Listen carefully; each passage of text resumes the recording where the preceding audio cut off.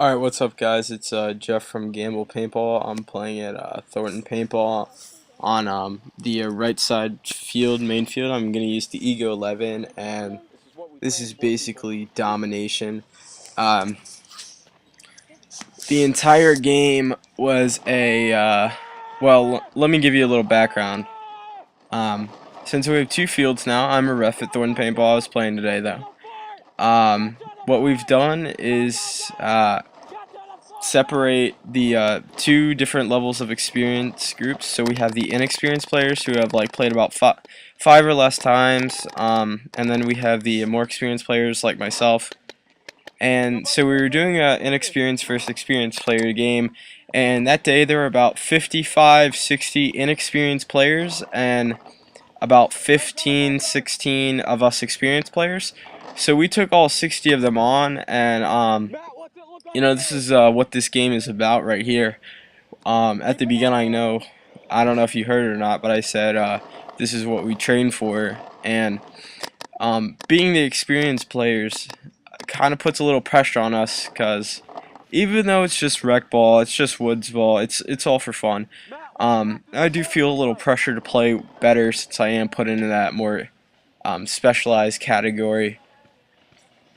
And I think this video really shows how the few can stand against the many, but also how we kind of live up to our name, and we really use teamwork, which to me really defines experienced players. We've got teamwork, we've got communication, just real basic skills that you need to know if you're gonna play. It doesn't matter.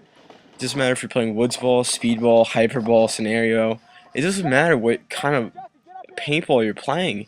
You need to have these real basic like key elements to play the game. It's non-negotiable, really.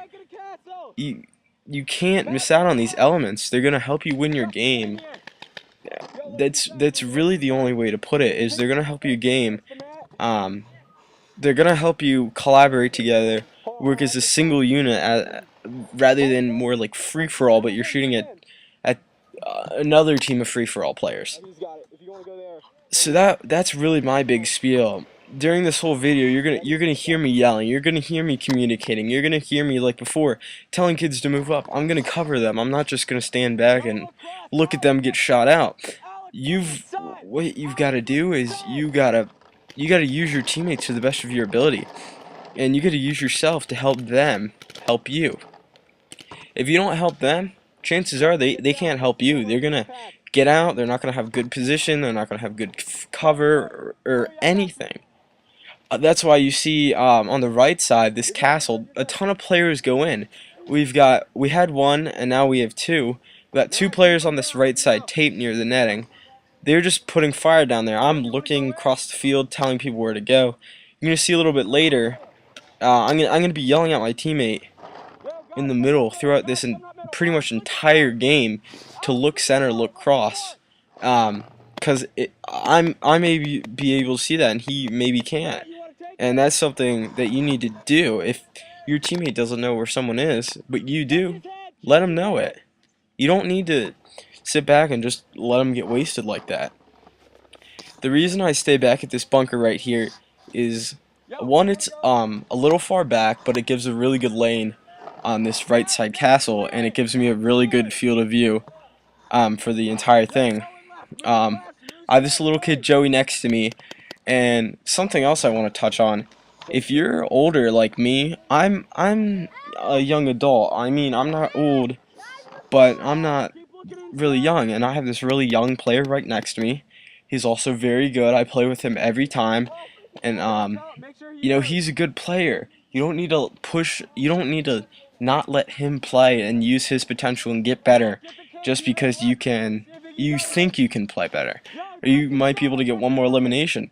But if you let those younger players get in with you, and you're teaching them on the spot what to do and how to play this game, you're really going to set up our younger generation of players how to play and how to play successfully using those elements. The kid is Joey, and I tell him in my previous Ego 11 game, I tell him where to go. I tell my teammates where to go. I don't hesitate one bit. I don't hesitate at all. Um, and with these younger players is I'm a ref.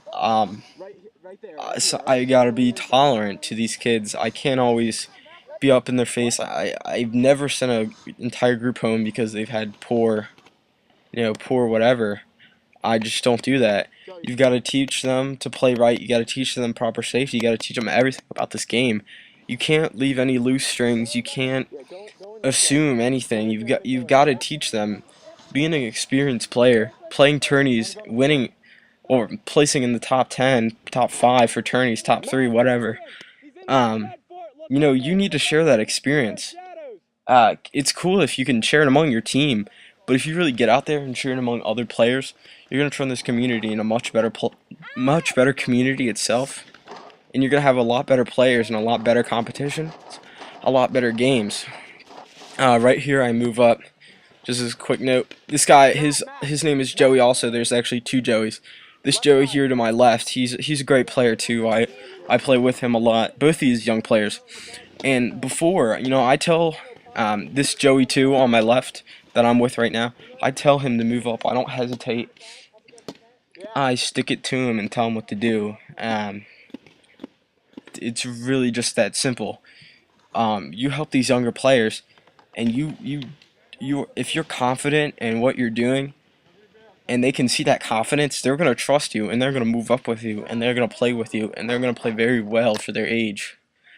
It doesn't matter what kind of groups I'm reffing when I ref at this field. There's experienced players, people who have thousands of dollars worth of gear. I have a couple $1,000s worth of gear, but I don't brag about it. These other guys, they think their gear is everything, and they don't even play with their teammates. Sure, they're shooting at another team, but if you're not communicating and not working together as a single unit, are you really a team at all? Are you really a team at all, is my question. I don't see the team working that at all. I don't see the team. I just see you, a bunch of other guys shooting at different people. Here in this video, for each one of our players, there were about 3.5 players on the other team. Or about 3.5 players on the other team per one of our players. And even though we're experienced and we know what we're doing, we're not gonna stay back and leave any of this behind. I really can't emphasize teamwork and communication enough. I know wherever you go, you're gonna hear that.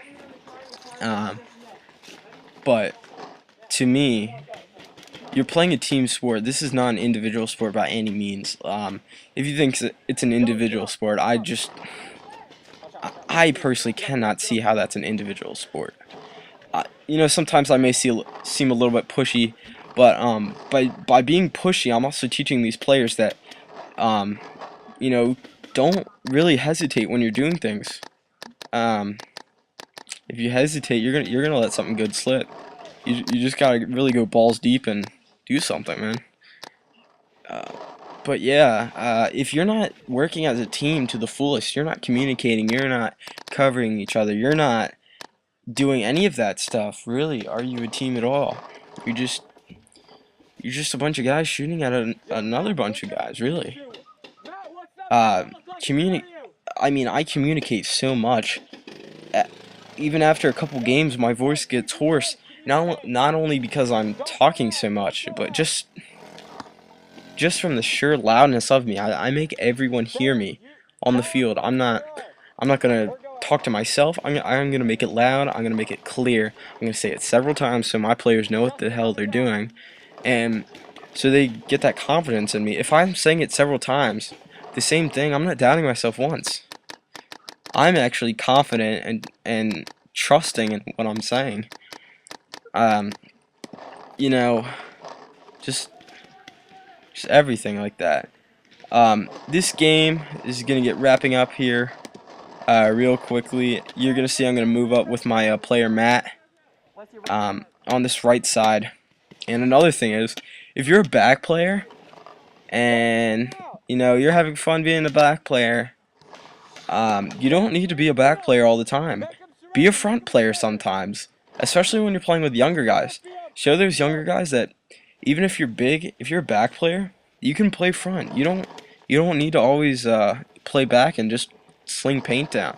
Get up there with those front guys, because when you do, you'll show those little kids that if you push up, you're gonna win games.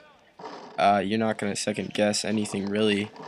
Um, it just goes to show how 60 players, rather how about 15 players can take on and beat 60 players with the proper amount of teamwork and communication, all those skills. Overall, guys, thanks for watching. Please check out thorntonpaintball.com.